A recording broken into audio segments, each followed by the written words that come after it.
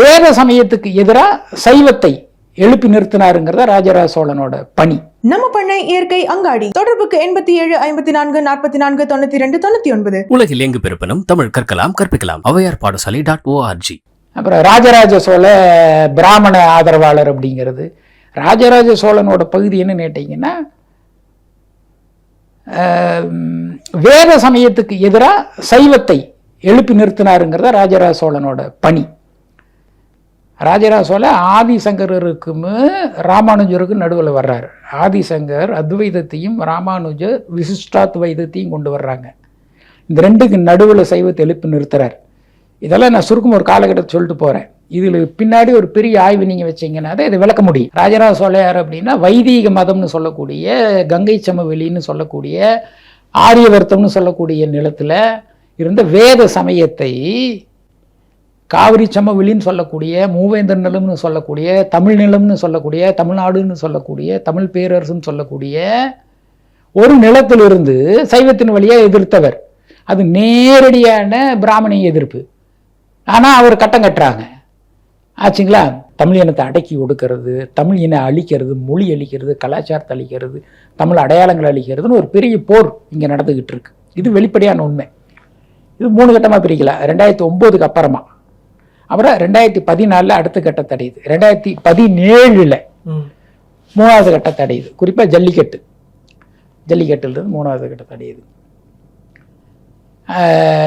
ஜல்லிக்கட்டை கேவலப்படுத்துறது, அழிக்க பார்க்கறதுங்க, பொங்கலை கேவலப்படுத்துறது, பொங்கலை திராவிட பண்டிகை அப்படிங்கிறது, அப்புறம் தமிழர் பண்டிகை அது, அப்புறம் இந்த குஷ்புவோட தலைமையில் ஒரு பொங்கலை நடத்தி அந்த பிளாஸ்டிக் நுரையிலெல்லாம் செயற்கையாக கொண்டு வந்தெல்லாம் பொங்குற மாதிரி அதெல்லாம் கேலி பண்ணுறது. நாங்களும் பொங்கல் வைக்கிறோன்னு தமிழ் பொங்கலை கேலி பண்ணுறது, தமிழ் இனத்தை கேலி பண்ணுறது. சரியா? வள்ளுவருக்கு காவிச்சாயம் போடுறதுங்க, வள்ளுவருக்கு பூநூலை போடுறது, வள்ளுவர் கிறிஸ்தவத்திலிருந்து எடுத்திருக்கிறார் அப்படிங்கிறது, வள்ளுவர் சமணத்திலிருந்து எடுத்திருக்கிறார் அப்படிங்கிறது, அவர் ஒரு சமணர் அப்படிங்கிறது ஒரு பொய்யை சொல்றது, அவர் சமணர் அல்ல. இதெல்லாம் விரிவாக நம்ம பேச வேண்டியது. இப்போதைக்கு இதை முடிவு மட்டும் சொல்லிக்கிறோம். இப்படி தொடர்ந்து பொங்கலை கேவலப்படுத்துறது, தமிழ் அடையாளங்கள் எது எது. இப்போ வள்ளலாரோட பெருவெளியில் கை வைக்கிறது அப்படிங்கிறது இப்போ அதுக்கு மாற்றுக்குரல் வந்திருக்கு. பெருவெளி வேற எங்கேயாவது, அதல்ல, வேற எங்கேயாவது வைக்கக்கூடாது, பெருவெளியே தவறுங்கிறோம். அது ஒரு வடிவங்க, அது ஒரு கட்டடம் அல்லங்க. அது ஏதோ வேலை செய்யறதுக்கு நான் இன்னென்ன காரியம் பண்ணுறதுக்காக கட்டின கட்டடம் கிடையாது. அது ஒரு மெட்டாஃபர், உருவகம். அது ஒரு கலைப்படைப்பு. வள்ளலார் அதை ஒரு கலைப்படைப்பாக உருவாகியிருக்கார். அந்த கலைப்படைப்போட தாற்பயம் அதனோட மைய கருத்தியல் என்ன அப்படின்னீங்கன்னா, செல்ஃபுக்கு எட்டர்னிட்டிக்கு இடையிலான ஹார்மனி, தன்மயத்திற்கும் அண்டத்திற்கும் இடையிலான லயம், இதை உணர்த்துற ஒரு உருவகம் பெருவெளி. அப்போ அதுக்குள் கை வைக்கவே கூடாது. இது ஒன்று. 2வது, இதனோட உச்சம் எங்கே கொண்டு போகும்னா, ஆராய்ச்சி மையம் அமைச்சு வள்ளலார திராவிடர் அப்படின்ட்டுமே ஒரு பகுதி இவங்க சொல்லிட்டு, பிஜேபி என்ன பண்ணு, வள்ளலார் இந்து அப்படின்ட்டு. அவர் திராவிடர் அல்ல, தமிழர், இந்து அல்ல, சைவர். இப்போ புரியுதா ஏன் பெருவெளி கூடாதுன்ட்டு? நான் என்ன கேட்குறேன்னா, இவ்வளவு நடந்துக்கிட்டு இருக்கு. அனுதினமும் புதுசா. இப்போ கர்நாடக இசை யாருக்கும் சொந்தமானதல்லன்னு ஒரு குரல், அது தமிழருக்கு சொந்தமானது. ஆபிரகாம் பண்டிதர் நிறுவி இருக்கிறார். அவரோட கர்ணாமிருத சாகரத்தில் அவ்வளவு துல்லியம் அதை நிறுவி இருந்திருக்கிறார். அதில் பூர்வ தமிழ் மக்கள் அத்தனை புத்தகம் முழுவதுமே வரும், பூர்வ தமிழ் மக்கள் அப்படின்ட்டு. அதே போல சண்முக சுந்தரனார் அவர் நிறைய ஆய்வுகளை வச்சிருக்காரு. தொல் திராவிட மொழின்னு ஒன்று இல்லவே இல்லை, அப்படி இருந்துன்னா அது தமிழ் தான். எல்லா மொழிகளுக்கும் மூலம் ஒரு தொல் திராவிட மொழி ஒன்று இருக்குனுங்கிறாங்கல்ல, அப்படியெல்லாம் ஒன்றும் கிடையாது. எல்லா மூலத்து மூலம் பழைய தமிழ் தாங்கிறாரு. அது எப்போ 88 ஒரு புக்கு போட்டார். சரியா? இப்போ திருப்பதி இருக்கு இல்லையா, இது வேங்கட வேலவன் ஒரு புத்தகம் போட்டிருக்காரு சண்முக சுந்தரனார். அது வேலவனுடைய முருகனுடைய பகுதி, முருகனுடைய கோயில் திருத்தலம் இருந்ததுன்ட்டு பெரிய ஆய்வுகள் எல்லாம். நம்ம என்ன சொல்றோம்னா, இப்படி இந்த தொடர் தாக்குதல் நடக்குது இல்லையா தமிழ் இனத்தின் மீது, இன்னைக்கு இங்க இந்த தாக்குதல் மீது அக்கறையோ கவனமோ கருணையோ மனிதாபிமானமோ நேர்மையோ இல்லாமல் ஒரு பார்வையை செலுத்தி கொண்டிருக்கிறார்கள் தமிழ் இலக்கியவாதிகளும் எழுத்தாளர்களும். இந்த 5 வருஷத்துல நீங்கள் ரொம்ப குறிப்பாக ஒரு எல்லை வரையறுத்தீங்கன்னா 2014 ஆரம்பித்து 2017 அடுத்த கட்டத்தை அடையுது தமிழினத்தின் மீதான தாக்குதல். ஜெயலலிதா மரணத்துக்கு அப்புறமா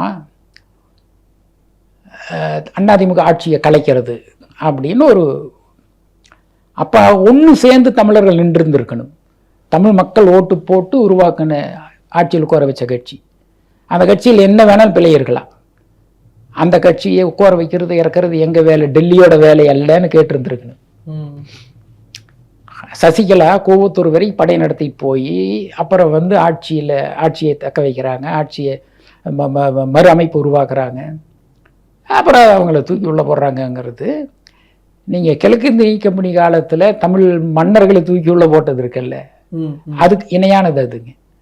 கிழக்கிந்திய கம்பெனியோட ஆட்சி மாதிரி தான் அது. அப்போ சசிகலாவை ஆதரிக்கலை.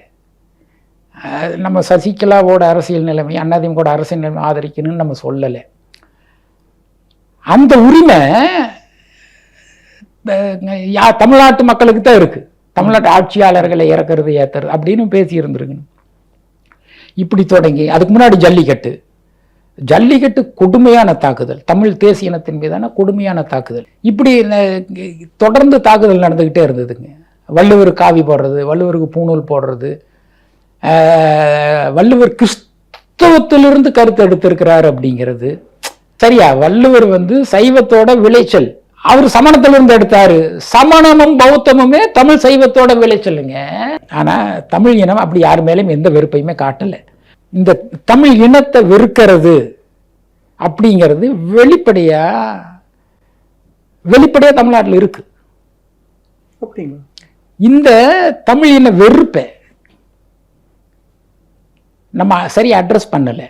அரசியல் இயக்கங்கள் தமிழ் தேசியவாதிகள் பேசுறாங்க, தமிழ் இன வெறுப்பு ஒன்று இருக்கு, தமிழ் இன ஒடுக்குமுறை ஒன்று இருக்கு, தமிழ் தேசியவாதிகள் மட்டும் பேசுறாங்க. ஆனா தமிழ் இன்டெலெக்சுவல் வேர்ல்டு இருக்கு பாருங்க, தமிழ் இலக்கியவாதிகள், தமிழ் அறிவு உலகவாதிகள், இவங்க கிட்ட அந்த கண்ணோட்டமே கிடையாது.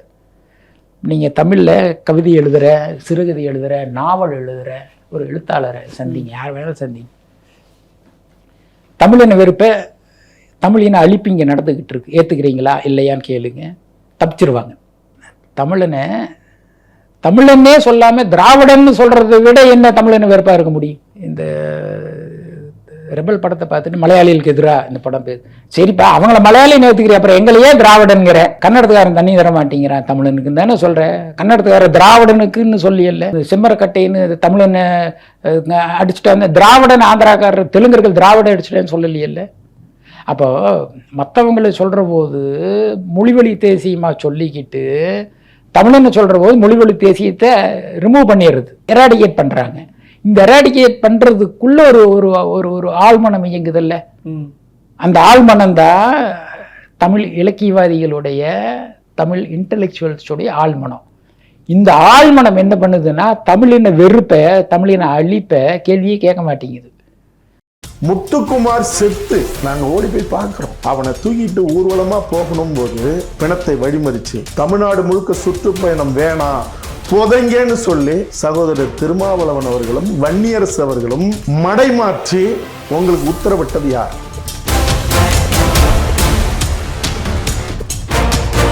ஸ்டாலின் பேர் மாத்துங்க சொல்லுவீங்களா? கருணாநிதி தமிழ் பெயர்ல தெரியுமா, மாத்த சொல்லுவீங்களா? அதிகாரத்துல பங்கு இல்லாம எந்த அரசியல் தலைவன் ஒரு திமுகவுடைய அதிமுகவுடைய கூட்டணி வச்சுக்கிட்டு அவர்கள் வந்து சீட்டு வாங்கினா அது சீட்டுக்காக அல்ல, நோட்டுக்காக மட்டும்தான் நான் சொல்றேன். அல்லது கொள்ளையடிக்கும் போது கொஞ்சம் கொஞ்சம் கொடுங்க, எங்களுக்கு அமைச்சர்லாம் வேணாம், அதான அர்த்தம்.